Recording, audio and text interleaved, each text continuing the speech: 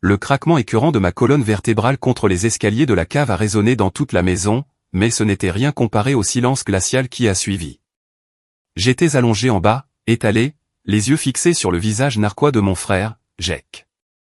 Le gâteau de ses 16 ans gisait, éclaboussé à côté de moi, le glaçage bleu étalé sur le béton, comme la preuve de quelque chose de brisé au-delà de toute réparation.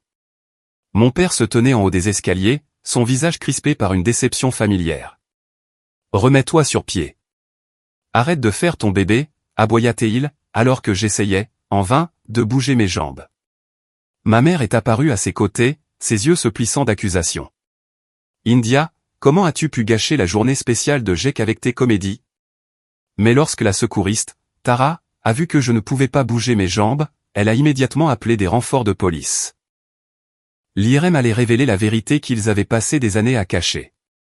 Je m'appelle India Carson, et depuis 28 ans, je vis dans l'ombre de mon petit frère, Jake. Notre maison familiale, dans la banlieue d'Atlanta, était une vitrine de la perfection de l'extérieur, un aménagement paysager impeccable, des fauteuils à bascule assortis sur le porche, et des photos de famille affichant 4 visages souriants, en parfaite harmonie. Mais les maisons cachent des choses. La nôtre dissimulait la vérité sur qui était vraiment Jake, et jusqu'où mes parents iraient pour protéger leur enfant chéri. Ce jour-là était censé être une simple célébration, les 16 ans de Jake. Un événement marquant auquel j'ai failli ne pas assister, mais ma grand-mère, Hélène, m'avait appelé la veille, la voix tremblante de cette supplique familière. « India, ma chérie, je sais que les choses n'ont pas été faciles, mais ton frère a 16 ans. La famille devrait être réunie pour ces moments. » Ce que grand-mère Hélène n'a pas dit, mais que je savais qu'elle pensait, c'est que Jake empirait. Les signes étaient là, et elle était l'une des rares à les remarquer. Elle observait avec des yeux inquiets depuis des années, témoin de petites cruautés que mes parents ignoraient, l'oiseau mort qu'elle a trouvé dans son sac à main après avoir grondé Jake, la façon dont les animaux du voisinage évitaient notre jardin, le poignet cassé que je me suis fait à 14 ans après que Jake m'ait accidentellement fait tomber de mon vélo. J'y réfléchirai, lui avais-je promis, bien que j'ai déjà décidé d'y aller, non pas pour Jake, mais pour elle, et peut-être secrètement pour voir si quelque chose avait changé. Je travaillais comme kinésithérapeute à l'Atlanta Memorial, aidant les gens à se remettre de leurs blessures. L'ironie ne m'échappait pas, je passais mes journées à guérir les autres, tout en portant mes propres blessures invisibles. Mon appartement, de l'autre côté de la ville, était mon sanctuaire, la distance avec la maison familiale une frontière que je maintenais pour ma santé mentale. Mes collègues ne savaient rien de mes dynamiques familiales. Pour eux, j'étais juste India, dévouée, compatissante, peut-être un peu réservée.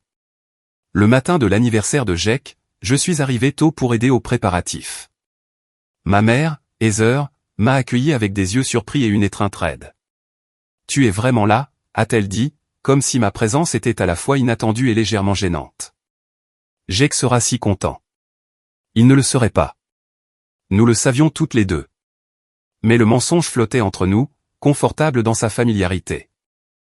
Mon père, Tom, était dans le jardin en train d'installer le barbecue, ses larges épaules portant le poids de son entreprise de construction prospère et de sa fierté familiale. Il a hoché la tête en me voyant, un geste qui passait pour de l'affection dans notre foyer. « India. C'est bien que tu aies pris le temps. » Ces mots portaient une pique subtile sur mon absence aux récents rassemblements familiaux. « Je ne manquerai ça pour rien au monde, papa. » Un autre mensonge confortable. Jake est apparu vers midi, faisant la grasse matinée comme le font les adolescents. Mais il n'y avait rien de typique dans la façon dont ses yeux se sont plissés quand il m'a vu dans la cuisine, en train de disposer des fruits sur un plat.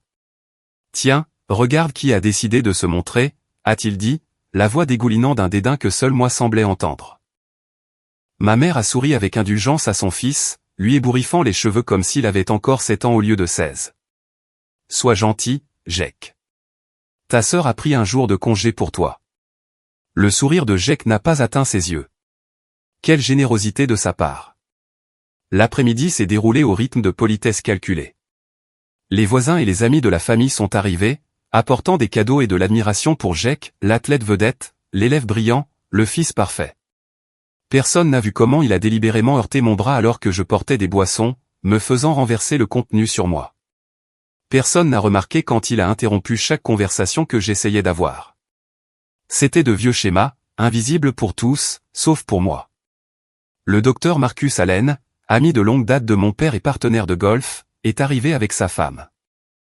Il connaissait notre famille depuis des années, avait soigné Jake et moi pour diverses blessures d'enfance. Il m'a longuement regardé lorsque Jake m'a joyeusement bousculé pour le saluer. « Comment vas-tu, vraiment, India ?» m'a-t-il demandé à voix basse, lorsque nous avons eu un moment seul. « Je vais bien », ai-je répondu automatiquement, la réponse attendue de moi.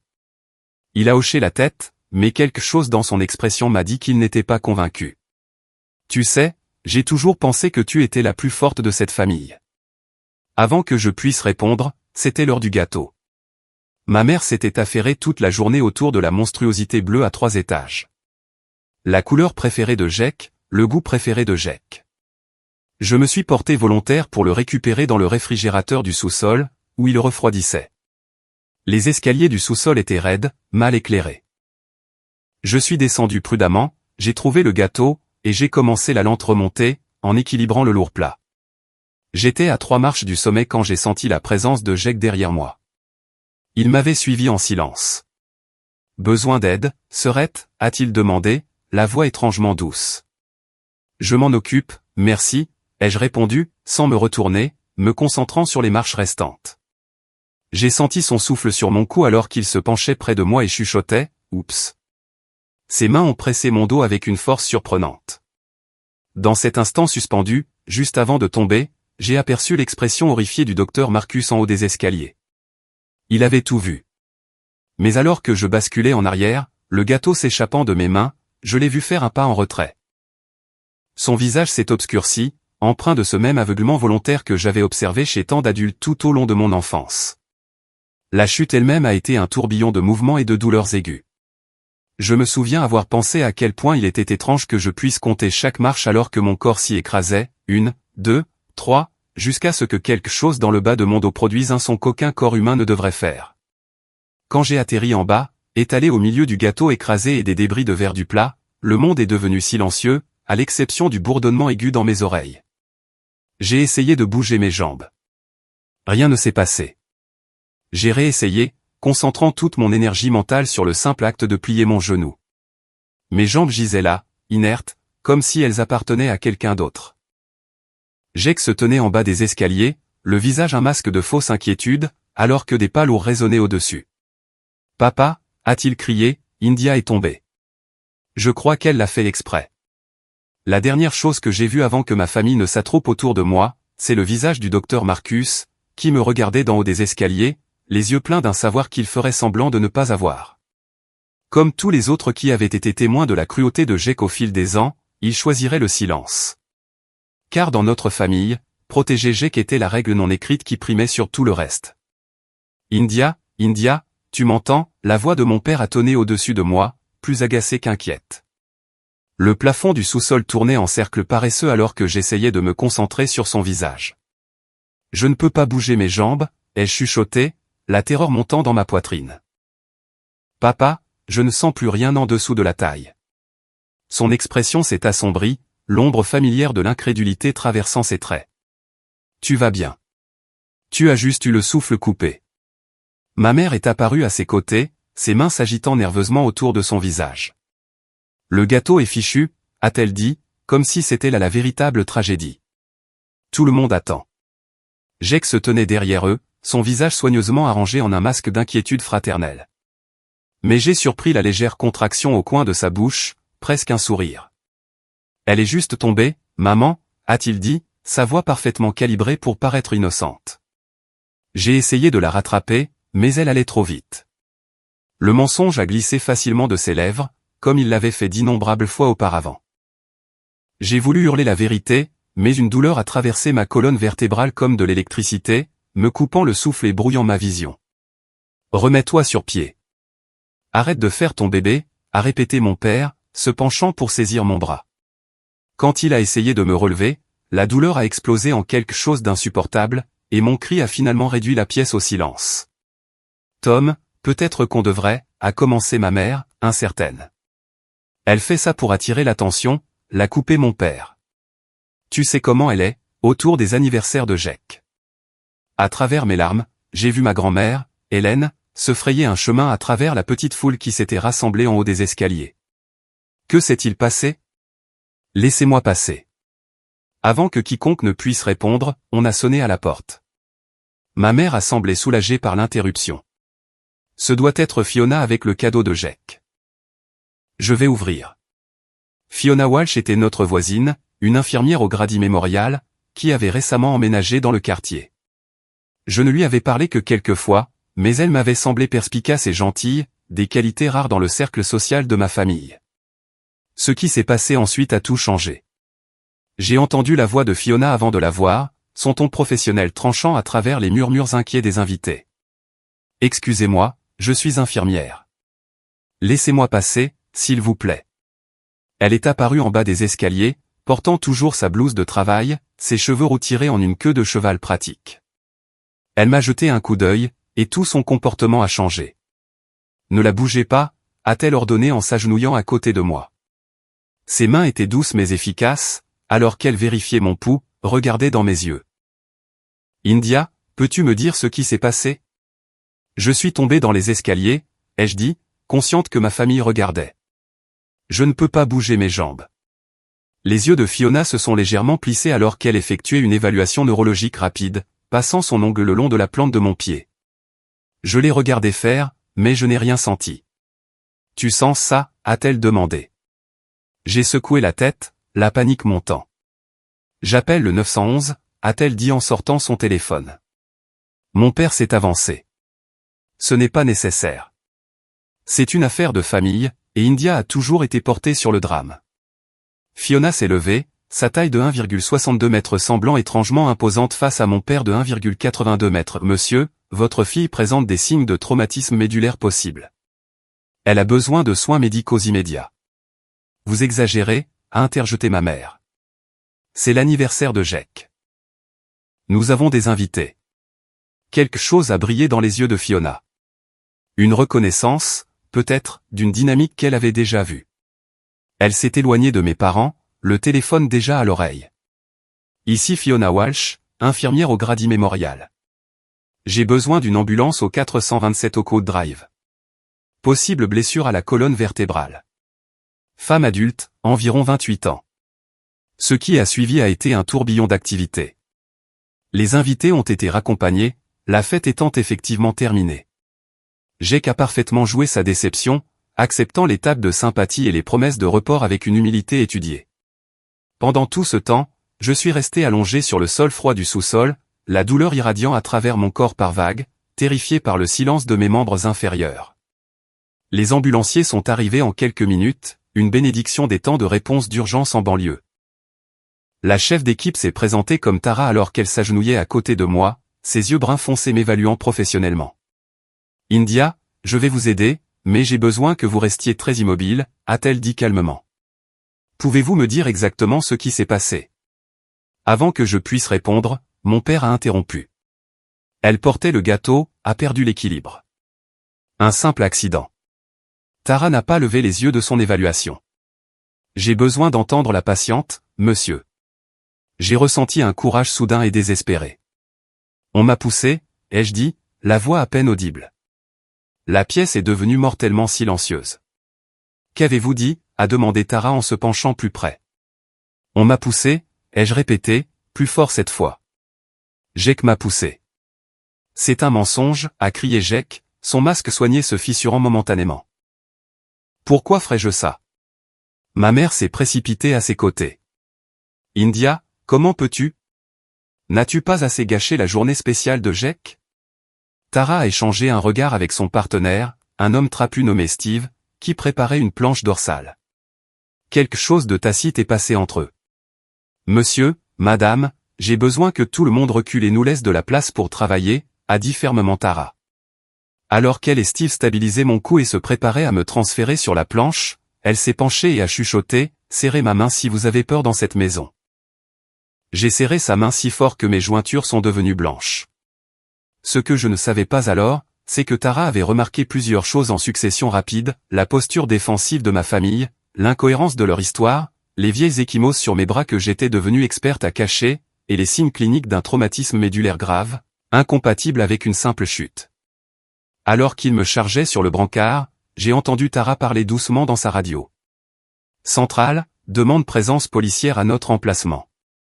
Situation code 4. Le code 4, apprendrai-je plus tard, était le raccourci pour une suspicion de maltraitance. La détective Laura Sanders est arrivée alors qu'il me chargeait dans l'ambulance. Elle était en civil, mais indubitablement membre des forces de l'ordre. Quelque chose dans sa manière de se tenir, observatrice et légèrement à l'écart du chaos. J'ai besoin des dépositions de tout le monde, a-t-elle annoncé en sortant un petit carnet, en commençant par la personne blessée, si possible. C'est ridicule, a tempêté mon père. Ma fille a eu un accident. On n'a pas besoin de l'intervention de la police. La détective Sanders a souri finement. C'est la procédure standard quand les ambulanciers nous appellent, monsieur. Rien à craindre si ce n'était qu'un accident. Alors que les portes de l'ambulance se fermaient, j'ai aperçu ma famille debout dans l'allée, mes parents, les lèvres pincées et en colère, Jake, l'air incertain pour la première fois, et grand-mère Hélène, qui regardait avec des larmes coulant sur son visage ridé.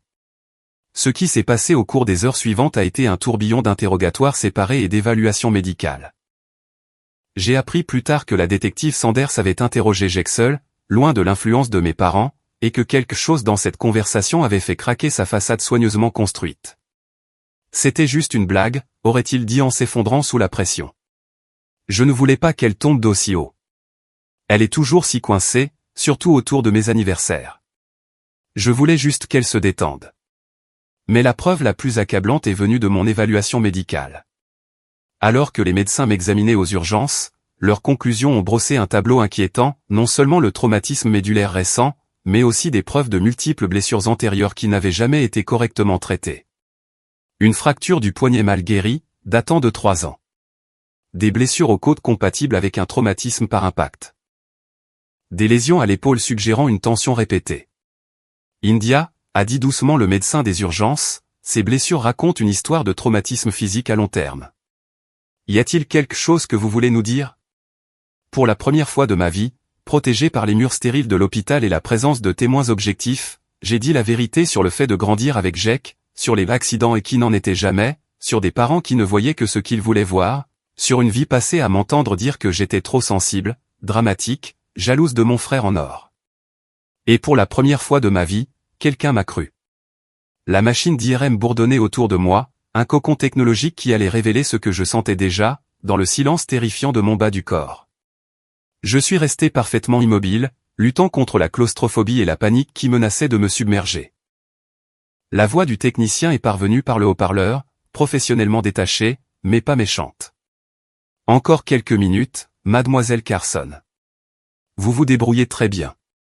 J'ai fermé les yeux et j'ai essayé de me recentrer, au milieu du chaos des dernières heures.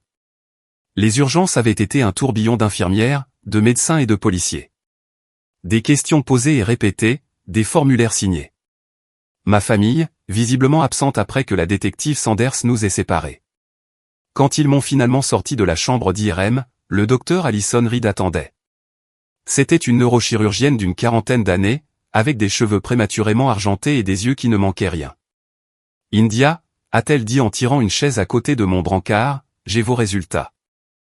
Le langage clinique qu'elle a utilisé, fracture par compression, traumatisme de la moelle épinière, vertèbre L1 m'a submergé comme des vagues, le sens clair malgré la terminologie médicale. Ma colonne vertébrale était endommagée. La question n'était pas de savoir si j'avais besoin d'une opération, mais quand, et à quel point les dommages pourraient être étendus. Est-ce que je remarcherais? Ai-je interrompu son explication, ayant besoin de la réponse finale. Le docteur Reed a marqué une pause, son expression soigneusement neutre. Il y a des raisons d'être optimiste. La moelle n'est pas complètement sectionnée, ce qui est une bonne nouvelle. Mais je dois être honnête avec vous, la récupération après ce genre de blessure est imprévisible. Nous ne connaîtrons pas l'étendue complète avant l'opération et pendant votre rééducation. Donc, il est possible que je ne remarche pas, ai-je insisté. C'est possible, a-t-elle reconnu. Mais il est aussi possible que vous vous rétablissiez complètement, avec un traitement et une thérapie appropriée. Ce que je peux vous promettre, c'est que nous allons faire tout notre possible. Alors qu'elle expliquait les procédures chirurgicales prévues pour le lendemain matin, j'ai remarqué mes parents qui planaient à l'entrée, leur visage arborant des expressions identiques de parentalité inquiète, les masques qu'ils portaient si bien en public. La voilà, a dit ma mère en se précipitant à mes côtés, comme si nous étions proches, comme si elle ne m'avait pas accusé de gâcher l'anniversaire de Jake alors que j'étais paralysé au sous-sol.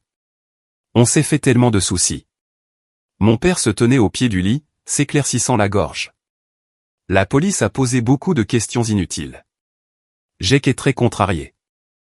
Le docteur Reed a observé cette interaction, les yeux plissés.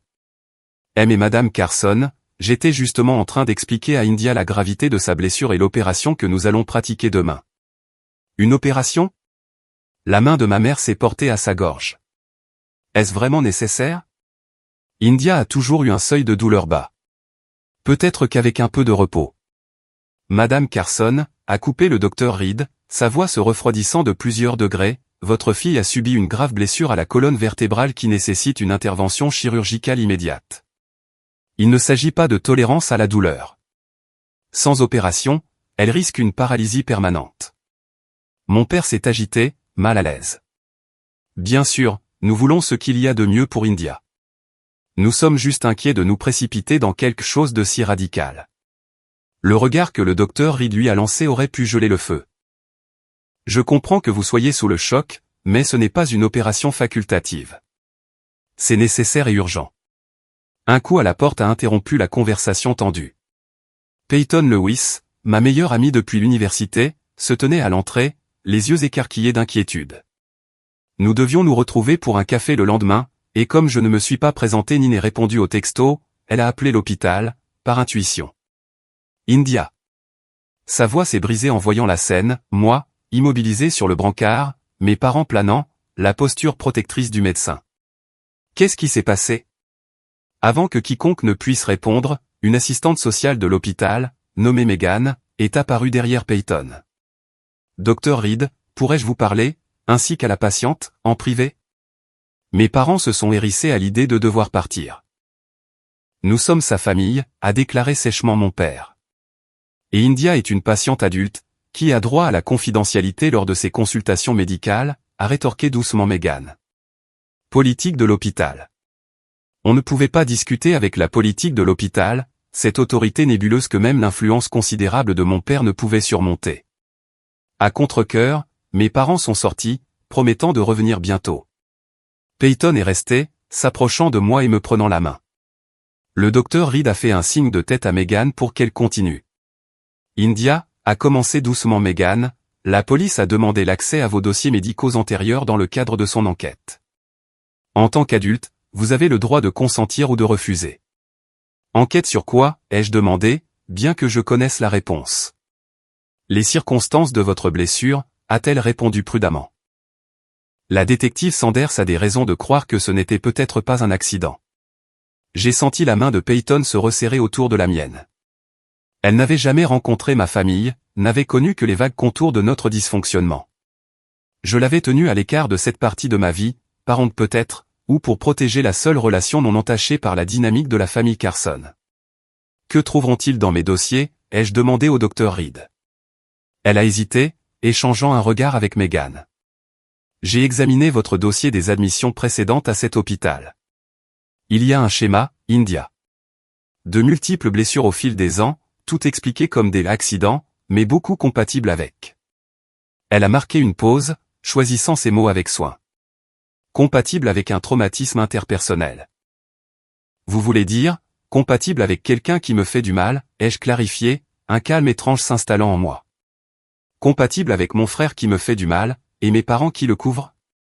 Les mots flottaient dans l'air, indéniables une fois prononcés à voix haute. Oui, a simplement confirmé le docteur Reed.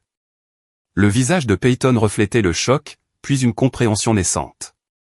La blessure au poignet de l'année dernière. Tu as dit que tu étais tombé en randonnée. Je ne pouvais pas la regarder dans les yeux. Je suis désolé, j'ai menti. N'ose pas t'excuser, a-t-elle dit avec férocité. Pas pour ce qu'ils t'ont fait. Megan s'est avancée. India, je veux que tu saches que, quelle que soit ta décision concernant tes dossiers, tu n'es pas seul. Nous avons des ressources, des systèmes de soutien. Je consens, ai-je interrompu. Ils peuvent avoir tous mes dossiers. Et je veux faire une déclaration officielle sur ce qui s'est passé aujourd'hui. Comme si elle avait été convoquée par ma décision, la détective Sanders est apparue à l'entrée. Je peux prendre cette déposition maintenant, si vous vous en sentez capable. Ce qui a suivi a été la conversation la plus honnête que j'ai jamais eue sur ma famille. J'ai tout raconté à la détective Sanders, non seulement sur l'accident d'aujourd'hui, mais sur une vie entière d'incidents soigneusement expliqués, Jake me cassant le doigt quand j'avais 9 ans, prétendant que je l'avais coincé dans la portière de la voiture, la fois où il m'a poussé des marches du Porsche quand j'avais 12 ans, ce qui a entraîné une commotion cérébrale que mes parents ont qualifiée de maladresse, les innombrables petites cruautés qui n'ont jamais laissé de preuves physiques, mais qui se sont accumulées comme du poison dans mon système. Pendant que je parlais, une agitation a éclaté dans le couloir. Par la porte ouverte, j'ai vu ma grand-mère, Hélène, se disputer avec mes parents. « Vous ne pouvez pas m'empêcher de la voir », a-t-elle insisté, sa voix portant clairement. Je suis restée silencieuse trop longtemps à cause de vous deux. Elle les a bousculés et est entrée dans ma chambre, sa petite silhouette vibrant d'une fureur que je ne lui avais jamais vue. Elle m'a jeté un coup d'œil et a fondu en larmes. Je suis tellement désolé, India. Je savais. Je savais, et je n'ai pas fait assez.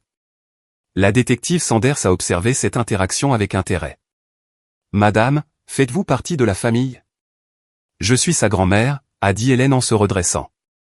Et j'ai des choses à vous dire sur Jake. Des choses dont j'ai été témoin au fil des ans. Ma mère est entrée dans la pièce, le visage pâle de choc. Mère, vous ne pouvez pas, tais-toi, Heather, a sèchement ordonné grand-mère Hélène avec une force inattendue. Je vous ai vu, toi et Tom, encourager les pires instincts de ce garçon pendant des années. Je vous ai vu sacrifier India pour maintenir votre illusion de famille parfaite. Je ne me tairai plus. Alors que ma grand-mère commençait à parler, décrivant des incidents que j'avais oubliés ou refoulés, j'ai senti quelque chose changer en moi, un fardeau se lever. La validation de mes expériences me donnait une force que je ne me connaissais pas. Au moment où on m'a emmené en salle d'opération le lendemain matin, la façade soigneusement construite de ma famille avait commencé à s'effriter, et la vérité, douloureuse mais purificatrice, commençait enfin à éclater. Je me suis réveillé de l'opération au son régulier des moniteurs et à la douce pression d'une main tenant la mienne. Un instant, flottant dans le brouillard de l'anesthésie, j'ai cru que c'était peut-être ma mère. Puis ma vision s'est éclaircie et le visage inquiet de Peyton est apparu. « Salut, la battante », dit-elle doucement. « L'opération s'est bien passée. Le docteur Reed a dit qu'ils ont stabilisé ta colonne vertébrale. » J'ai essayé de bouger mes orteils en retenant mon souffle. Rien. La peur a dû se lire sur mon visage, car Peyton m'a serré la main. Le docteur Reed a dit que ça pourrait prendre du temps. Le gonflement doit diminuer avant qu'il puisse évaluer quoi que ce soit. Mais la moelle n'a pas été sectionnée. C'est une bonne nouvelle. J'ai hoché la tête, la gorge trop sèche pour parler. Peyton m'a offert une gorgée d'eau avec une paille. Ta grand-mère est dans la salle d'attente, a-t-elle poursuivi. Elle a refusé de partir. Mes parents, ai-je réussi à demander. L'expression de Peyton s'est légèrement durcie. Ils sont là aussi, avec Jake et un avocat en costume cher. Avant que je puisse digérer cette information, la détective Sanders est apparue à l'entrée, frappant légèrement au cadre de la porte. Est-ce que c'est le bon moment? J'ai des nouvelles. J'ai hoché la tête, et elle est entrée, saluant Peyton d'un bref sourire. Nous avons porté plainte contre votre frère pour agression aggravée, a-t-elle dit sans préambule. Sur la base des dépositions de témoins et des preuves, le procureur estime que nous avons un dossier solide. La réalité de ce que cela signifiait m'a submergé, des accusations criminelles, un procès potentiel, le dysfonctionnement privé de ma famille exposé au grand jour. Et maintenant? Ai-je demandé. Jake a été traité et libéré sous la garde de vos parents, avec des conditions, a expliqué Sanders. Il n'est pas autorisé à vous contacter. Il y aura une audience préliminaire le mois prochain, en supposant que vous soyez assez bien pour y assister. Et si je ne le suis pas? La possibilité d'une immobilité prolongée planait dans mon esprit. Nous pouvons nous adapter à votre programme de rétablissement, m'a-t-elle assuré. L'important, c'est que vous vous concentriez sur votre guérison. Le visiteur suivant était moins bienvenu. Richard Wilson, l'avocat dont Peyton avait parlé, est apparu plus tard dans l'après-midi. Il était tout ce qu'on attend d'un avocat de la défense hors de prix, impeccablement habillé, d'une confiance suave, avec un sourire qui n'atteignait jamais ses yeux. Mademoiselle Carson, je représente votre frère dans cette situation malheureuse, a-t-il commencé, ignorant le regard protecteur de Peyton. J'espérais que nous pourrions discuter de la possibilité de régler cette affaire en privé, sans avoir besoin de procédures judiciaires coûteuses et émotionnellement épuisantes. Vous voulez dire que vous voulez que je retire les charges, ai-je traduit platement. Wilson a écarté les mains dans un geste de raisonnabilité. Votre famille est profondément préoccupée par votre rétablissement. Ils veulent se concentrer sur votre guérison, pas se battre dans les tribunaux. Vos parents sont prêts à couvrir tous les frais médicaux, les coûts de rééducation, et même à faire des aménagements dans leur maison si nécessaire. Pour que je puisse de nouveau dépendre d'eux, ai-je dit. Sous leur contrôle. Le sourire de Wilson s'est crispé. C'est votre famille, mademoiselle Carson. Malgré ce malentendu, les liens du sang sont plus forts que tout. Le sang, c'est justement le problème, a interjeté Peyton. Son sang, versé à plusieurs reprises à cause de la violence de son frère et du déni de ses parents. Wilson s'est tourné vers elle avec une patience étudiée. Et vous êtes quelqu'un qui se soucie vraiment d'India, a-t-elle rétorqué. Maintenant, je pense que vous devriez partir avant que j'appelle la sécurité. Après son départ, Peyton m'a aidé à naviguer dans le processus d'obtention d'une ordonnance restrictive contre toute ma famille immédiate.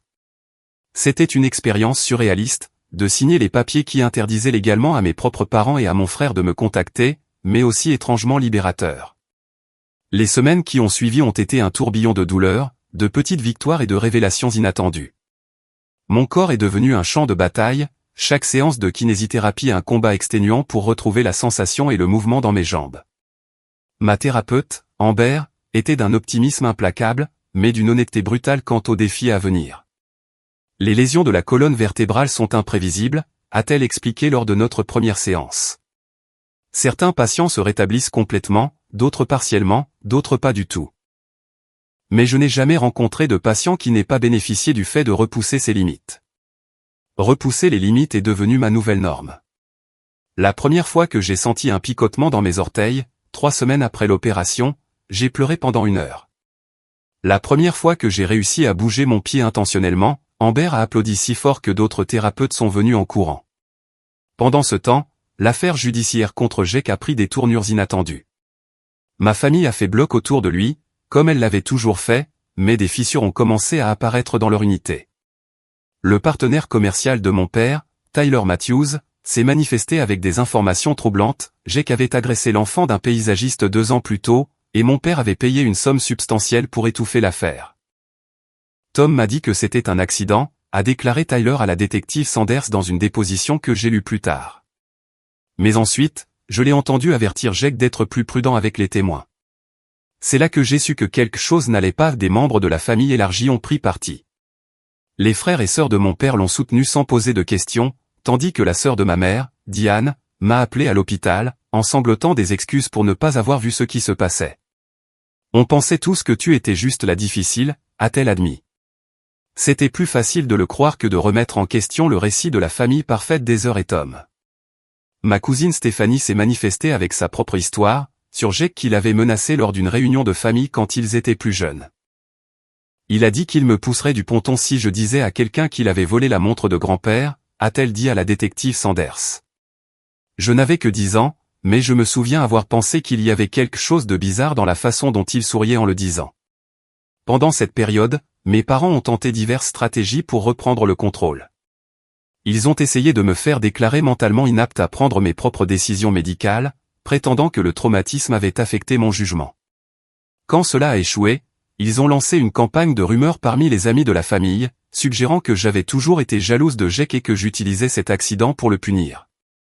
6 semaines après l'opération, le docteur Reed a donné des nouvelles prudemment optimistes.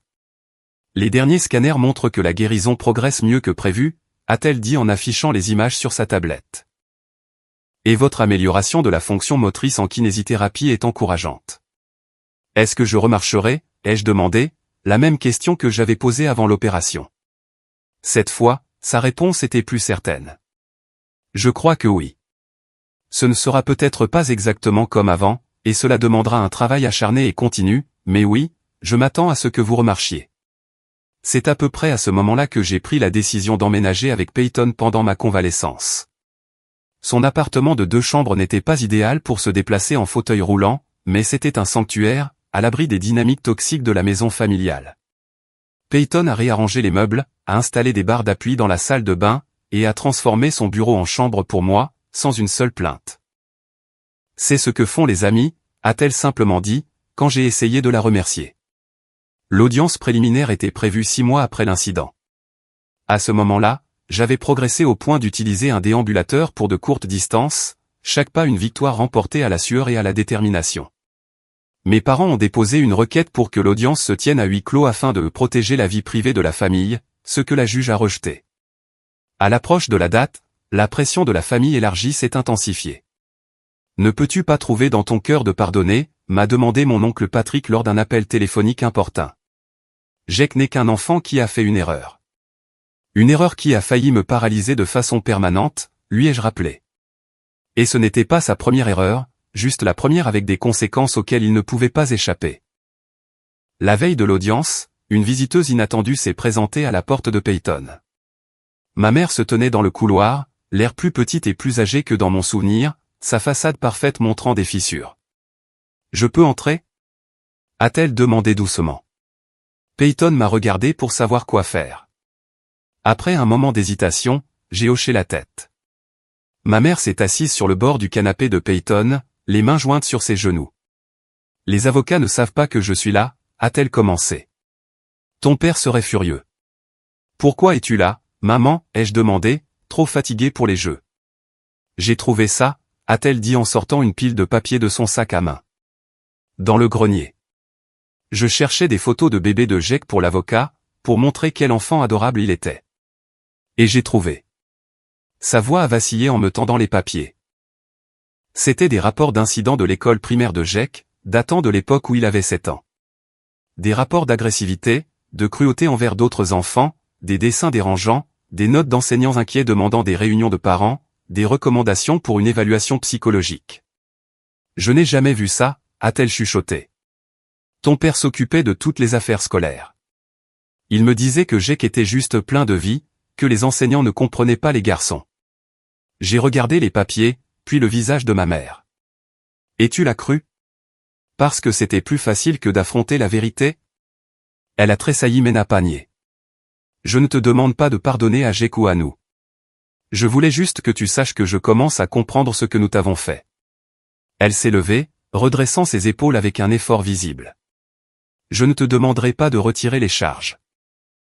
Jake a besoin de conséquences. Peut-être qu'on en a tous besoin. Après son départ, je suis restée assise à regarder les rapports scolaires, ressentant un étrange mélange de satisfaction et de chagrin. Le lendemain matin, alors que Peyton m'aidait à m'habiller pour le tribunal, j'ai réalisé que quelque chose de fondamental avait changé en moi. Pour la première fois, je ne me battais pas seulement pour survivre à ma famille, je me battais pour m'en libérer complètement. L'audience préliminaire a eu lieu, malgré les tentatives de dernière minute de mon père pour la retarder.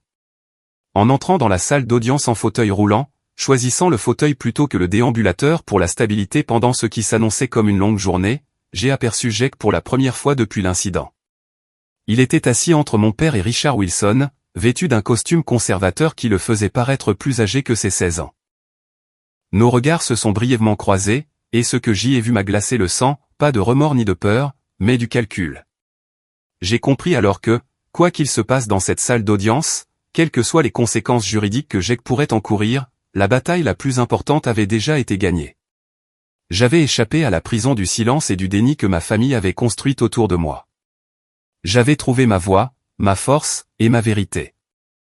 Et rien, ni les manipulations de Jake, ni le contrôle des dégâts de mes parents, ni même l'incertitude persistante quant à mon rétablissement physique, ne pouvait me l'enlever. 6 mois après que Jake m'ait poussé dans les escaliers du sous-sol, je me suis retrouvé dans la salle de kinésithérapie du centre de rééducation d'Atlanta, agrippé aux barres parallèles jusqu'à ce que mes jointures blanchissent.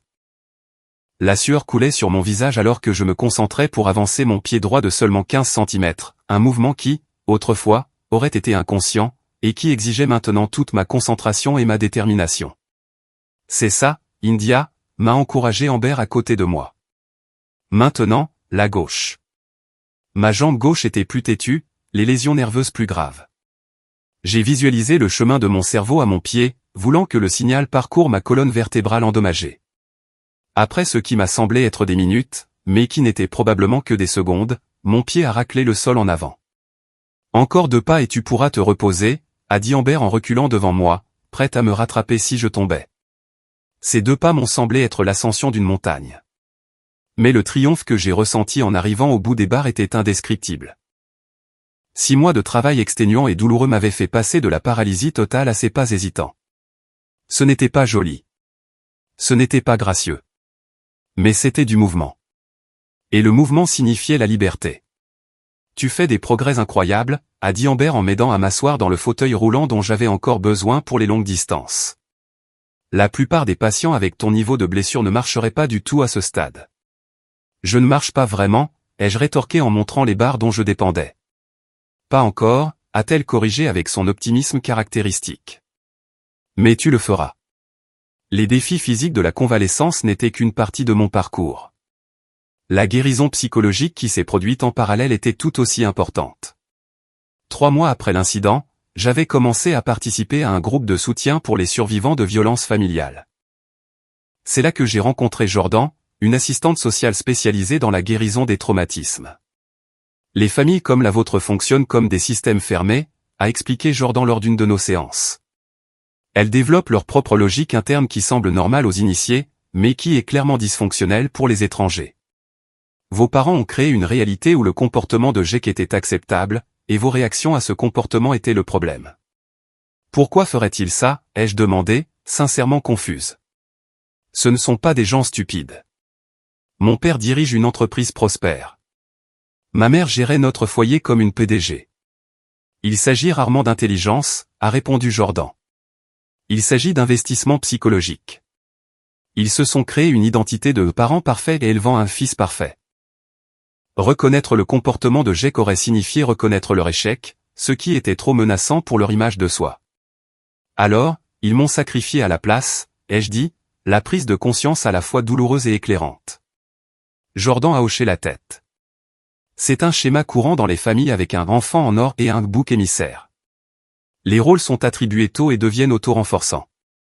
Ces aperçus m'ont aidé à comprendre les dynamiques de ma famille, mais comprendre n'était pas la même chose que guérir. Le véritable tournant est survenu de manière inattendue, lorsque je vidais le garde-meuble où j'avais gardé des boîtes de ma chambre d'enfant, après avoir déménagé dans mon propre appartement. À l'intérieur d'une boîte à chaussures poussiéreuse, sous des certificats scolaires et des bulletins de notes, j'ai trouvé une pile de petits carnets, des journaux intimes que j'avais tenus entre 8 et 15 ans. Les lire, c'était comme ouvrir une capsule temporelle de douleur. D'une écriture enfantine, j'avais documenté des incidents que j'avais oubliés depuis longtemps, Jake découpant ma peluche préférée quand j'avais 9 ans, Jake m'enfermant dans la cabane de jardin pendant des heures quand j'en avais 11, Jake me poussant dans la partie profonde d'une piscine alors qu'il savait que je ne savais pas bien nager. Plus troublantes que les incidents eux-mêmes étaient mes tentatives de leur donner un sens. Maman dit que Jake ne le pensait pas, mais ses yeux semblaient heureux quand j'ai pleuré. Papa dit que je ne devrais pas parler à grand-mère de la cabane, parce que ça l'inquiéterait. Je pense qu'il y a peut-être quelque chose qui ne va pas chez moi, qui donne envie à Jake de me faire du mal. J'ai apporté les journaux à ma séance suivante avec Jordan. C'est du gaslighting de Manuel, a-t-elle dit après avoir lu quelques entrées. Ils t'ont convaincu de remettre en question tes propres perceptions et expériences. Je croyais vraiment que je le méritais, ai-je admis. Que si je pouvais juste être meilleur, d'une manière ou d'une autre, Jake arrêterait de me faire du mal. C'est exactement ce qu'il voulait que tu crois, a dit doucement Jordan. Parce que cela les déchargeait de toute responsabilité. À peu près à la même époque que cette découverte, une autre preuve a émergé, qui allait renforcer le dossier contre Jake. Austin Reynolds, un ancien ami de Jake, s'est manifesté avec un enregistrement vidéo du téléphone de Jake. Dans celui-ci, Jake se vantait auprès de ses amis d'avoir donné une leçon à India à de précédentes occasions, riant en décrivant mes blessures. La détective Sanders m'a appelé pour m'informer de ce développement. La vidéo datait d'environ un mois avant l'incident de l'anniversaire, a-t-elle expliqué. Austin dit qu'il s'est senti mal à l'aise à ce moment-là, mais qu'il ne savait pas quoi faire. Voir les nouvelles sur votre affaire l'a poussé à se manifester. Est-ce que ça aidera, ai-je demandé. Ça établit un schéma et une intention, a-t-elle confirmé. Et ça contredit l'affirmation de Jake selon laquelle vous pousser était une erreur impulsive et ponctuelle. L'audience préliminaire avait déterminé qu'il y avait suffisamment de preuves pour passer au procès, prévu pour exactement 1 an après l'incident. À l'approche de cette date, j'ai continué mes progrès physiques, passant des barres parallèles à un déambulateur, puis à des béquilles pour de courtes distances. Chaque étape était une victoire dans ma bataille personnelle pour l'indépendance. Mon travail de bénévole est devenu une autre source de guérison. 3 mois après le début de ma convalescence, me sentant isolé et en quête de sens, j'avais commencé à faire du bénévolat dans un centre local de défense des victimes de violences. Malgré ma mobilité limitée, je pouvais répondre à la ligne d'écoute, aider avec la paperasse et, surtout, offrir une compréhension sincère à d'autres personnes en crise. Tu comprends, m'a dit une jeune femme après que je l'ai aidée à déposer une ordonnance restrictive contre son frère. La plupart des gens essaient de comprendre, mais toi, tu comprends vraiment. Mes parents ont fait une dernière tentative de réconciliation, 2 semaines avant le procès. Ils se sont présentés à l'appartement de Peyton sans prévenir, mon père serrant une épaisse enveloppe en papier craft. Nous avons beaucoup réfléchi, a-t-il commencé après que Peyton les ait laissés entrer à contre-cœur, aux erreurs que nous avons commises. Ma mère a hoché la tête avec ferveur. Nous sommes en thérapie familiale, nous tous, y compris Jack. Nous apprenons à reconnaître des schémas que nous ne voyions pas auparavant. J'ai attendu, ne disant rien, alors que mon père posait l'enveloppe sur la table basse. Nous avons préparé une proposition, a-t-il poursuivi. Une fiducie pour tes frais médicaux continus, des modifications à la maison pour que tu puisses rentrer pendant ta convalescence. Jack irait dans un internat avec un programme thérapeutique solide. On pourrait redevenir une famille, India. Une vraie famille, cette fois. J'ai regardé l'enveloppe, mais je ne l'ai pas touchée. Et les charges? Mon père a hésité.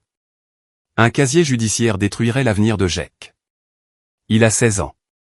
Il a fait une terrible erreur, mais est-ce que ça devrait définir le reste de sa vie? Une erreur, ai-je répété, le mot amer sur ma langue. Vous appelez toujours ça une erreur.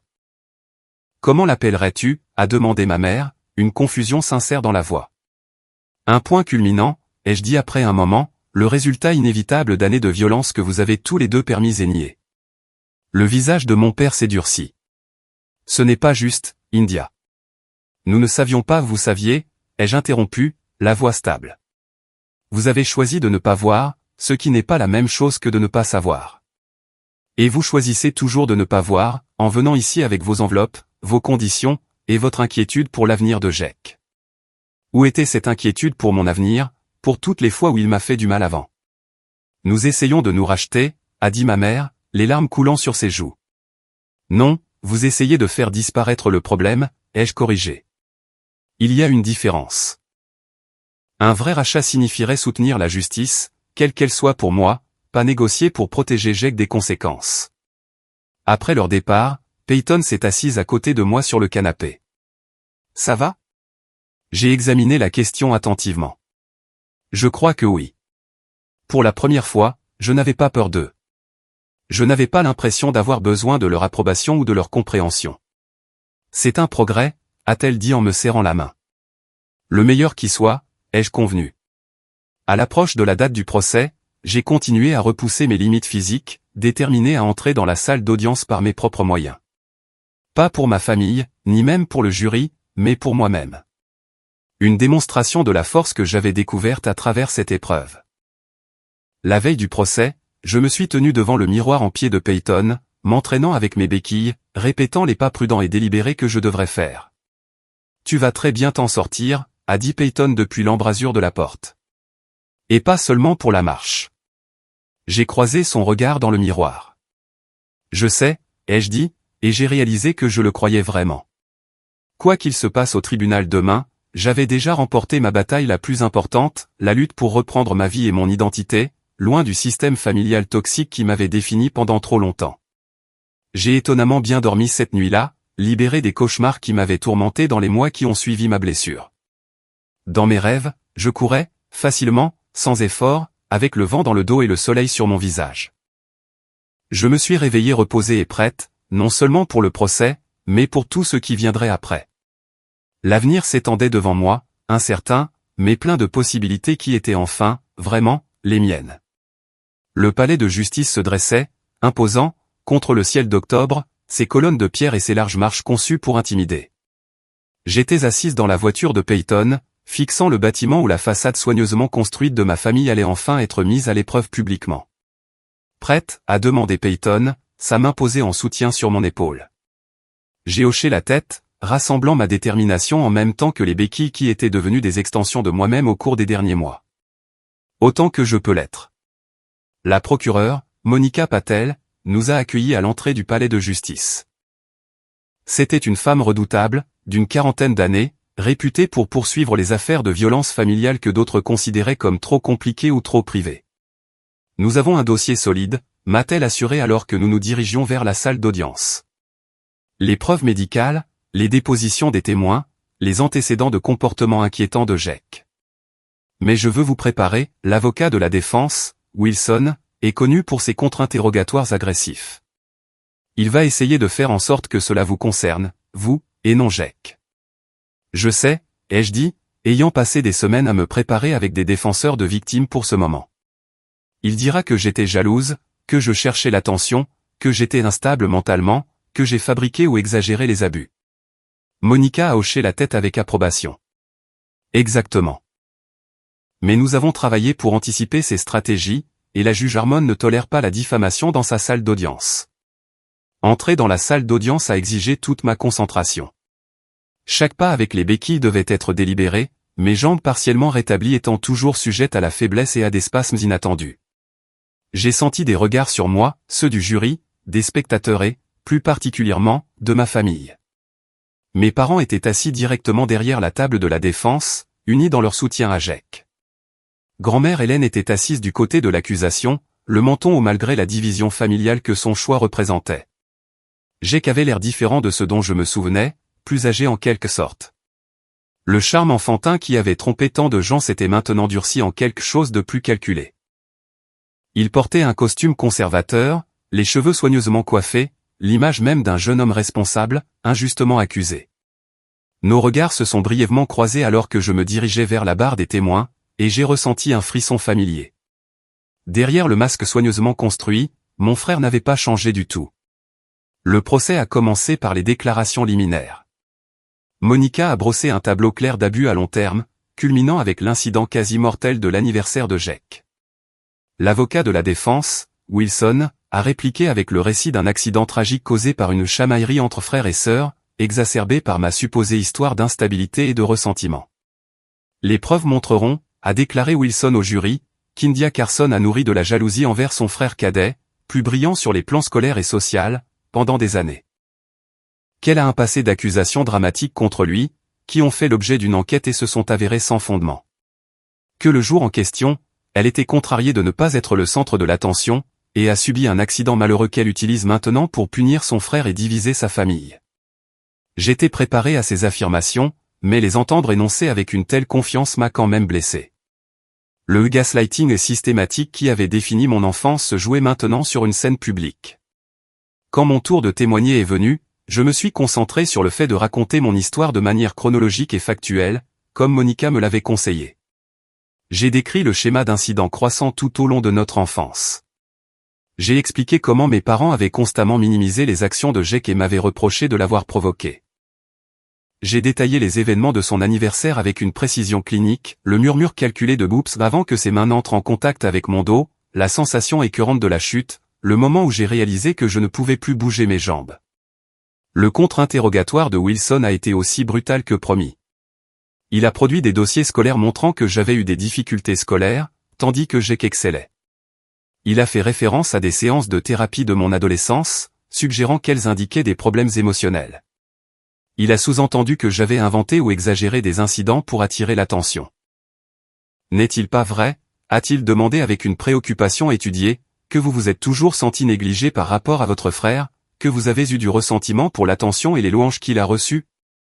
J'avais du ressentiment d'être blessé à plusieurs reprises, et que ces blessures soient ignorées, ai-je rétorqué. J'avais du ressentiment qu'on me dise que j'imaginais des choses, alors que ce n'était pas le cas. J'avais du ressentiment d'être manipulé psychologiquement par les personnes qui auraient dû me protéger. Manipulé psychologiquement, a répété Wilson avec un léger sourire. Un choix de mots intéressant. Vous avez vu un thérapeute depuis l'incident, n'est-ce pas? Apprenant ces termes, développant ce récit? Monica a objecté, et la juge Harmon a maintenu l'objection, mais l'implication flottait dans l'air, que ma compréhension de ma propre expérience était en quelque sorte fabriquée, plutôt que clarifiée par la thérapie. Quand mes parents ont témoigné en tant que témoins de moralité pour Jake, ils ont présenté un front uni de parents inquiets et aimants, pris au dépourvu par des accusations sans fondement. Ma mère a pleuré à des moments stratégiques. Mon père a parlé avec ferveur des réussites scolaires et du service communautaire de Jake. Jake a toujours été sensible, compatissant, a témoigné ma mère. Oui, lui et India avaient des conflits fraternels normaux, mais rien de tel que ce qu'elle prétend. Nous l'aurions remarqué.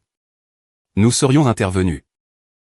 Et le jour de l'incident, a demandé Monica lors du contre-interrogatoire. C'était chaotique, a admis ma mère. India montait le gâteau du sous-sol. Jake est allé l'aider. Puis nous avons entendu un fracas. C'est arrivé si vite. Avez-vous immédiatement vérifié si India était blessée, a insisté Monica. Ma mère a hésité. Nous étions inquiets, bien sûr. Mais India a toujours été dramatique au sujet des blessures. Nous pensions qu'elle était juste secouée. Même quand elle vous a dit qu'elle ne pouvait plus bouger ses jambes? Les enfants disent des choses pour attirer l'attention, a répondu ma mère, puis s'est rapidement corrigée. Non pas qu'India soit une enfant, mais les vieilles habitudes persistent. Donc, quand votre fille adulte vous a dit qu'elle ne pouvait plus bouger ses jambes après être tombée dans un escalier, vous avez supposé qu'elle mentait pour attirer l'attention? Ma mère n'a pas eu de bonne réponse à cela. Le procès a pris une tournure inattendue lorsque la conseillère scolaire de Jake, Rachel Winters, a témoigné. Elle avait été citée à comparaître à contre-cœur, clairement mal à l'aise à l'idée de rompre la confidentialité des élèves, même avec une ordonnance du tribunal. Jake m'a été référé 3 fois au cours des 2 dernières années pour des interactions préoccupantes avec d'autres élèves, a-t-elle témoigné prudemment. Des incidents où des élèves plus jeunes ou plus petits ont déclaré se sentir menacés ou intimidés. Et quelle a été votre évaluation de ces incidents, a demandé Monica. Rachel s'est agitée, mal à l'aise. J'ai noté une tendance chez Jake à utiliser son statut social pour faire pression sur les autres, en particulier lorsqu'il n'obtenait pas ce qu'il voulait. J'ai recommandé une évaluation psychologique à ses parents. Et cette évaluation a-t-elle été effectuée? Non. M et Madame Carson ont décidé que ce n'était pas nécessaire. Monsieur Carson a expliqué que Jake n'était qu'un adolescent normal, et a suggéré que les autres élèves étaient trop sensibles. Ce témoignage a visiblement affecté plusieurs membres du jury, qui ont jeté des regards nouvellement critiques vers mes parents. Le moment le plus dramatique est survenu le 3e jour, lorsque ma grand-mère, Hélène, a témoigné. À 78 ans, elle était toujours vive d'esprit et digne, ses mains stables alors qu'elle prêtait serment. Madame Hélène Carson, vous êtes la mère de Tom Carson, et la grand-mère de la victime et de l'accusé dans cette affaire, n'est-ce pas, a commencé Monica. Oui, a confirmé grand-mère Hélène, bien que je ne les considère pas comme une victime et un accusé. Ce sont mes petits-enfants, tous les deux. C'est pourquoi c'est si douloureux. Pouvez-vous nous parler de vos observations sur le comportement de Jake envers India au fil des ans? Grand-mère Hélène a pris une profonde inspiration. J'ai remarqué un comportement préoccupant pour la première fois quand Jake avait environ 6 ans. Il a délibérément cassé une poupée de porcelaine que j'avais offerte à India pour son anniversaire. Confronté, il a souri et a dit, India ne méritait pas de jolies choses. Elle a poursuivi avec une litanie d'incidents dont elle avait été témoin, Jake poussant India d'une balançoire et riant quand elle pleurait, Jake enfermant India dans un placard lors d'une réunion de famille, Jake disant aux autres enfants de ne pas jouer avec India parce qu'elle était bizarre et folle. Avez-vous fait part de ces préoccupations à votre fils et à votre belle-fille, a demandé Monica. Maintes fois, a dit grand-mère Hélène, la voix légèrement brisée. Tom disait que j'exagérais, que les garçons sont des garçons. Heather changeait de sujet. Finalement, j'ai commencé à essayer de protéger India par de petits moyens, m'assurer qu'ils ne soient pas laissés seuls ensemble quand je rendais visite, créer des raisons pour qu'India reste avec moi. Pourquoi n'avez-vous pas pris de mesures plus directes, a demandé doucement Monica. Signalez vos préoccupations aux autorités, par exemple? Les yeux de grand-mère Hélène se sont remplis de larmes. J'avais peur de perdre l'accès à mes 2 petits-enfants. Tom a clairement fait savoir que si j'interférais, je ne serais pas la bienvenue chez eux. Je me suis dit que je pourrais faire plus de bien en étant présente, en étant l'allié d'India. Mais après que cela soit arrivé, a-t-elle fait un geste vers moi, assise dans mon fauteuil roulant à côté de la table de l'accusation, j'ai réalisé que ce n'était pas suffisant. Mon silence m'a rendu complice. Quand Wilson l'a contre-interrogée, il a tenté de la dépeindre comme une femme âgée bien intentionnée mais confuse, qui interprétait mal une rivalité fraternelle normale. La colonne vertébrale de grand-mère Hélène s'est visiblement raidie. « Jeune homme », a-t-elle adressé directement à Wilson, « j'ai élevé 3 enfants et j'ai 7 petits-enfants. Je connais la différence entre des chamailleries de frères et sœurs et un enfant qui en terrorise systématiquement un autre. Ce que Jake a fait à India n'était pas normal. Ce n'était pas sain. Et le fait que mon fils et sa femme aient refusé de le voir ne le rend pas moins vrai. » Le dernier témoin était Jake lui-même. Soigneusement coaché par Wilson, il s'est présenté comme plein de remords et confus, un jeune de 16 ans dépassé par les conséquences de ce qu'il a qualifié d'action impulsive et momentanée. « Je n'ai jamais eu l'intention de blesser India », a-t-il insisté, la voix prise par l'émotion. « On s'amusait juste, comme on l'a toujours fait. Je l'ai à peine touchée. Je ne pensais pas qu'elle tomberait comme ça. »« Avez-vous délibérément poussé votre sœur dans les escaliers ?» a demandé Wilson. Jake a secoué la tête avec emphase. « Non, jamais. C'était plus comme si je l'avais surprise, pour plaisanter. Je n'ai pas réalisé qu'elle était si déséquilibrée. » Et ces autres allégations, le schéma de blesser India qu'elle décrit ? Ce n'était pas comme ça, a dit Jake, l'air convenablement affligé. On avait des disputes normales en grandissant, bien sûr, mais rien de tel que ce qu'elle dit. Je ne sais pas pourquoi elle fait ça à notre famille.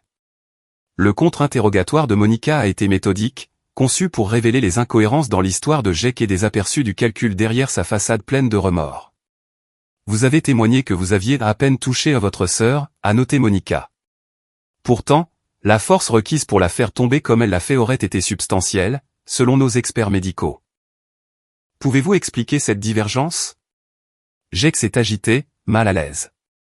Je suppose qu'elle était plus déséquilibrée que je ne le pensais. Vous avez également témoigné que vous vous amusiez, comme on l'a toujours fait. Pourtant, votre sœur n'a aucun souvenir de jeu physique amical entre vous. En fait, elle décrit avoir peur de vous physiquement. Pourquoi se sentirait-elle ainsi, si vos interactions étaient aussi innocentes que vous le prétendez ? India a toujours été sensible, a répondu Jake, une lueur de l'ancien mépris brièvement visible. Elle prend tout trop au sérieux. Y compris une blessure à la colonne vertébrale qui l'a presque paralysée de façon permanente, a demandé sèchement Monica. Alors que le témoignage de Jake se poursuivait, sa personnalité soigneusement construite a commencé à se fissurer. Ses réponses sont devenues défensives, puis hostiles. Lorsque Monica l'a pressé au sujet de la vidéo qu'Austin avait fournie, où Jake se vantait de m'avoir fait du mal, son sang-froid a complètement cédé. Ce n'était que des paroles, a-t-il sèchement ordonné. Les mecs disent des trucs pour paraître durs. Ça ne veut rien dire. Alors, vous avez menti à vos amis sur le fait d'avoir blessé votre sœur, pour paraître dur ? Tout le monde exagère, a insisté Jake, son charme s'évaporant. India le fait tout le temps. Elle a toujours été jalouse de moi, essayant toujours de me faire passer pour le méchant. Tout ça, c'est juste sa plus grande manipulation à ce jour. La réaction du jury à cette explosion a été visible. Plusieurs membres se sont adossés, comme pour se distancier du jeune homme soudainement hostile à la barre. Le moment le plus choquant est survenu lors du nouveau témoignage de ma mère. Visiblement affligée par les preuves croissantes contre Jake, elle s'est effondrée sous les questions de Monica. « Madame Carson, avez-vous déjà vu Jake faire du mal à India directement ?» a demandé Monica. Les mains de ma mère se sont tordues sur ses genoux. Elle a jeté un coup d'œil à mon père, qui a fait un petit signe de tête d'avertissement. « Heather, » a dit doucement la juge Harmon, « vous êtes sous serment. » Quelque chose a changé sur le visage de ma mère alors. Une résolution, ou une reddition ? Oui, a-t-elle chuchoté. J'ai vu des choses. De petites choses, au début. Jake cassant délibérément les jouets d'India. Jake la pinçant quand il pensait que personne ne regardait. Puis des choses plus grandes. Je l'ai vu la pousser des marches du porche arrière quand elle avait 12 ans. Je l'ai vu l'enfermer dans la cabane de jardin pendant un orage, alors qu'elle avait peur. Sa voix s'est brisée alors qu'elle a finalement croisé mon regard à travers la salle d'audience. J'ai vu ce que mon fils devenait, et je ne l'ai pas arrêté. J'avais peur de lui aussi, d'une certaine manière. Peur de ce que cela signifiait pour moi en tant que mère, et peur de la réaction de Tom si je suggérais que quelque chose n'allait pas avec notre fils. Ce témoignage a visiblement choqué mon père. Il s'est levé comme pour l'interrompre, avant que son avocat ne le retienne. Le visage de Jake s'est vidé de sa couleur alors qu'il réalisait que sa mère avait rompu le code du silence tacite de la famille. Le jury a délibéré pendant seulement 4 heures avant de rendre un verdict, coupable sur tous les chefs d'accusation. Alors que la présidente du jury lisait la décision, je n'ai pas ressenti de triomphe, mais un profond sentiment de validation. Pour la première fois, la vérité sur Jake, la vérité sur ma famille, avait été reconnue publiquement, officiellement, irrévocablement. Jake serait condamné en tant que mineur, encourant une détention jusqu'à l'âge de 21 ans, avec un traitement psychologique obligatoire. Mon père faisait l'objet d'une enquête pour obstruction à la justice et mise en danger d'enfant. Et ma mère était assise seule dans la salle d'audience après le verdict, l'air perdu et des décennies plus âgée que ses 52 ans. Alors que je me frayais un chemin hors de la salle d'audience avec mes béquilles, des journalistes me posaient des questions. Comment je me sentais à propos du verdict? Étais-je satisfaite de la peine? Que disais-je aux critiques qui prétendaient que j'avais détruit ma famille? J'ai fait une pause, réfléchissant attentivement à ma réponse. La justice, ce n'est pas la destruction, ai-je finalement dit. C'est la vérité. Aujourd'hui, la vérité a été entendue et reconnue.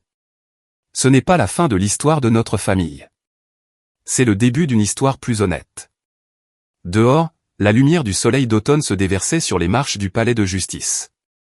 Je suis descendu prudemment, un pas à la fois, comme je le faisais en kinésithérapie depuis des mois. Chaque pas était un effort, mais chaque pas était aussi le mien, durement gagné et me faisant avancer, m'éloignant d'un passé douloureux et me dirigeant vers un avenir de mon propre choix. Un an, jour pour jour, après que Jake m'ait poussé dans les escaliers du sous-sol, je me suis tenu à l'entrée du Centre de la Résilience, une fondation de défense des survivants de violences familiales, nouvellement créée. La lumière du soleil d'automne a frappé la plaque de laiton à côté de la porte, faisant briller les mots « La guérison commence par l'écoute ». Peyton se tenait à côté de moi, son appareil photo prêt à immortaliser le moment. « Tu veux que je te prenne en photo en train de couper le ruban ?» J'ai souri, ajustant ma prise sur la canne en bois poli dont j'avais encore besoin pour les longues distances. Les kinésithérapeutes avaient eu raison, je remarchais, bien que pas exactement comme avant. Ma jambe gauche restait plus faible que la droite, et les lésions nerveuses signifiaient que je ressentais parfois des douleurs ou des engourdissements inattendus. Mais j'étais debout et mobile, défiant les pires scénarios qui avaient hanté les premiers jours de ma convalescence. Faisons plutôt une photo de groupe, ai-je suggéré, faisant un geste vers le petit rassemblement de personnes qui avaient rendu ce moment possible, grand-mère Hélène, qui avait fourni le financement initial pour le centre, Amber, ma kinésithérapeute, qui s'était portée volontaire pour offrir une thérapie par le mouvement aux survivants de traumatisme, Jordan, qui superviserait les services de conseil, la détective Sanders, qui nous avait mis en relation avec la composante de défense juridique, et, plus surprenant encore, ma mère, Heather, debout un peu à l'écart des autres, l'incertitude peinte sur son visage. L'année qui a suivi le procès avait apporté des changements que je n'aurais jamais pu prévoir.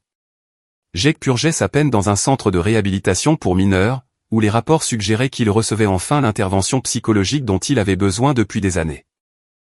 Mon père a fait face à ses propres conséquences juridiques pour le rôle qu'il avait joué en permettant et en dissimulant le comportement de Jake. Leur mariage n'a pas survécu à la tension. Ma mère avait emménagé dans un petit appartement de l'autre côté de la ville, avait commencé une thérapie, et avait timidement tendu la main pour reconstruire une sorte de relation avec moi. Ce n'était pas le pardon, exactement. Ce mot semblait trop simple pour la réalité complexe de notre situation. C'était plus une renégociation prudente, nous deux tâtonnant vers ce qui pourrait être possible entre nous. Tout le monde se rassemble, a dirigé Peyton, arrangeant le petit groupe sur les marches de la maison victorienne reconvertie qui servirait de domicile au centre de la résilience. India au milieu, bien sûr. Alors que nous nous positionnions pour la photo, j'ai ressenti une vague d'émotion, non seulement de la fierté pour ce que nous avions accompli, mais aussi de l'étonnement face à tout ce qui avait changé en une seule année. De l'état de paralysie sur un sol de sous-sol, à me tenir ici, entouré d'une communauté de soutien que j'avais contribué à créer. La cérémonie d'inauguration a été brève mais significative. J'ai parlé de mon propre parcours et de la mission du centre, fournir un soutien complet à ceux qui échappent à la violence familiale, de la défense juridique au conseil, en passant par une aide pratique au logement et à l'emploi. Plusieurs médias locaux ont couvert l'événement, aidant à faire connaître des ressources dont j'avais désespérément besoin pendant ma propre épreuve. Après les formalités, alors que les bénévoles et les sympathisants se mêlaient autour de rafraîchissements, ma mère s'est approchée de moi avec hésitation. C'est remarquable, India, a-t-elle dit en désignant la maison rénovée, avec son intérieur chaleureux et accueillant. Tu as créé quelque chose d'important ici. Merci, ai-je répondu, trouvant toujours étrange d'entendre une fierté sincère dans sa voix en parlant de moi. Ça a été un effort de groupe. Elle a hoché la tête, ses yeux parcourant les documents d'information exposés sur les tables, les espaces de réunion confortables, l'air de jeu pour enfants. J'ai beaucoup réfléchi à pourquoi je ne t'ai pas protégé, a-t-elle dit soudainement. Mon thérapeute dit que comprendre n'excuse pas, mais que ça pourrait nous aider toutes les deux à guérir. J'ai attendu, lui laissant l'espace pour continuer. J'avais peur tout le temps, a-t-elle admis doucement. Peur de Jake, oui, mais plus encore de ce que son comportement disait de moi en tant que mère. Chaque incident me semblait être un échec personnel que je ne pouvais supporter de reconnaître. Alors, je me suis convaincu qu'ils n'arrivaient pas, ou qu'ils n'étaient pas aussi graves qu'ils en avaient l'air. C'était plus facile de te voir comme le problème que d'affronter ce qui se passait avec Jake. Son honnêteté m'a prise au dépourvu. Pendant si longtemps, j'avais imaginé confronter mes parents à leurs échecs, les forcer à reconnaître le mal qu'ils avaient causé. Mais maintenant, face à la douloureuse prise de conscience de ma mère, j'ai trouvé que la colère qui m'avait soutenu laissait place à quelque chose de plus complexe. J'ai passé des années à essayer de te faire voir, lui ai-je dit. Des années à penser que si je pouvais juste trouver les bons mots, la bonne façon d'expliquer, toi et papa me protégeriez. Je sais, a-t-elle dit, les yeux remplis de larmes. Et on aurait dû. Il n'y a aucune excuse pour ce qu'on n'a pas fait. Non, ai-je convenu. Il n'y en a pas, nous sommes restés silencieux un moment, le poids de tout ce qui s'était passé entre nous remplissant l'espace. Je ne sais pas si on pourra un jour avoir une relation mère-fille normale, ai-je finalement dit. Il s'est passé trop de choses. Elle a hoché la tête, acceptant cette réalité. Je comprends. Je suis reconnaissante que tu me laisses une place, quelle qu'elle soit, dans ta vie. Je suis encore en train de déterminer quelle est cette place, ai-je admis. Mais je pense que peut-être, on peut construire quelque chose de nouveau. Pas basé sur l'oubli ou le faux semblant, mais sur la vérité, même quand elle est difficile. J'aimerais ça, a-t-elle simplement dit. Au fur et à mesure que l'après-midi avançait, je me suis retrouvé entraîné dans des conversations avec des clients potentiels, des gens qui avaient entendu parler du centre par des groupes de soutien ou les réseaux sociaux, qui reconnaissaient leurs propres expériences dans mon histoire. Chaque conversation a renforcé le but derrière la création du centre, s'assurer que d'autres auraient le système de soutien que j'avais bricolé par chance et par persévérance. Grand-mère Hélène m'a rejointe alors que je prenais une pause, assise sur un banc dans le petit jardin derrière la maison. À 79 ans, elle avait trouvé un nouveau but en soutenant le centre, canalisant son regret pour des années d'action insuffisantes en une aide pratique pour les autres. Je suis fier de toi, India, a-t-elle dit en me tapotant la main. Pas seulement pour remarcher, bien que ce soit déjà assez miraculeux, mais pour ça, pour transformer ta douleur en un but. J'ai eu de bons exemples, lui ai-je dit. Tu t'es levé dans cette salle d'audience et tu as dit la vérité, même si cela signifiait témoigner contre ton propre fils. Elle a soupiré lourdement. Trop tard, peut-être, mais mieux vaut tard que jamais. C'est aussi devenu ma devise, ai-je dit avec un petit sourire. Plus tard dans la soirée, après le départ des visiteurs et qu'il ne restait plus que l'équipe de base, nous nous sommes réunis dans ce qui allait devenir la salle de réunion principale du centre. Jordan a levé un verre de cidre pétillant pour un toast. Au centre de la résilience, a-t-elle dit, et à India, qui nous a tous montré ce que signifie vraiment la résilience. Et au nouveau départ, a ajouté Peyton, construit sur des fondations honnêtes. Alors que nous trinquions, j'ai senti le poids de l'année écoulée, la douleur, la lutte, les victoires durement acquises se transformer en quelque chose qui approchait de la paix. Non pas la fausse paix du déni qui avait caractérisé ma vie de famille pendant tant d'années, mais la paix authentique qui vient de la confrontation avec des vérités difficiles, et de la découverte d'un chemin à suivre malgré elles. Le lendemain matin, je suis arrivé tôt au centre pour préparer notre première journée officielle d'ouverture. Le soleil d'automne filtrait à travers l'imposte en vitrail au-dessus de la porte d'entrée, projetant des motifs de lumière colorée sur le parquet. J'ai traversé les pièces, redressant les documents d'information, ajustant les chaises, m'assurant que tout était prêt. Dans le petit bureau qui serait le mien, j'ai déballé une boîte d'objets personnels, une plante de Peyton, une photo encadrée de grand-mère Hélène et moi à la remise de mon diplôme de kinésithérapie, le journal que Jordan m'avait donné quand j'ai commencé le conseil. Enfin, j'ai placé une petite sculpture sur le bureau, une silhouette s'élevant, les bras tendus vers le ciel, réalisé par un artiste spécialisé dans la représentation du traumatisme et de la guérison.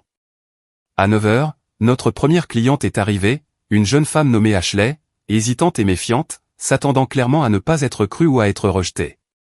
J'ai reconnu ce regard, car je l'avais porté moi-même pendant des années. Bienvenue au centre de la résilience, ai-je dit en tendant la main. Je m'appelle India Carson. Entrez donc et racontez-moi votre histoire. Je vous promets que je vous écoute. Alors que nous nous installions dans les fauteuils confortables de mon bureau, j'ai ressenti le cercle complet de mon parcours, de victime à survivante, puis à défenseur. Le chemin avait été incroyablement difficile, marqué par la trahison et la douleur, mais aussi par des alliés inattendus et une force découverte. Je porterai toujours les cicatrices physiques et émotionnelles de ce que ma famille avait fait, mais elles ne me définissaient plus, ni ne limitaient ce que je pouvais devenir. Plus tard dans l'après-midi, j'ai donné mon premier cours d'autodéfense pour les survivantes, modifié pour tenir compte de mes propres limitations physiques persistantes, mais non moins puissants pour autant. Debout devant un groupe de femmes qui avaient subi des violences familiales, j'ai montré comment tenir bon, comment utiliser sa voix comme une arme, comment reconnaître sa propre force. La guérison, ce n'est pas revenir à qui on était avant le traumatisme, leur ai-je dit en terminant. C'est découvrir qui on peut devenir grâce à lui. Non pas malgré la douleur, mais à travers elle. Les gens qui nous ont fait du mal ne déterminent pas notre valeur ou notre avenir. Ce pouvoir nous appartient, à nous seuls. Alors que les femmes sortaient, me remerciant avec des mots et parfois des étreintes larmoyantes, j'ai aperçu mon reflet dans le miroir du studio. Debout, droite, malgré la canne dans ma main droite, le visage animé par un but. Dans ce reflet, je n'ai pas vu la jeune fille effrayée qui avait vécu dans la peur de la cruauté de son frère. Ni la femme brisée qui gisait paralysée sur un sol de sous-sol. Mais quelqu'un de nouveau, plus forte, plus claire, plus authentiquement elle-même qu'on ne lui avait jamais permis de l'être. Ce fut la plus grande révélation de mon parcours, que parfois, ce qui ressemble à une fin est en réalité un début. Parfois, ce qui vous brise devient la fondation sur laquelle vous construisez une vie plus vraie. Et parfois, les mots qui commencent comme un cri de douleur remets-toi sur pied, arrête de faire ton bébé et deviennent le défi qui vous apprend non seulement à remarcher, mais à courir vers un avenir que vous avez vous-même créé. Merci d'avoir écouté mon histoire. Si vous vous êtes déjà senti réduit au silence, méprisé ou piégé dans une dynamique familiale où votre vérité n'était pas la bienvenue, sachez que vous n'êtes pas seul.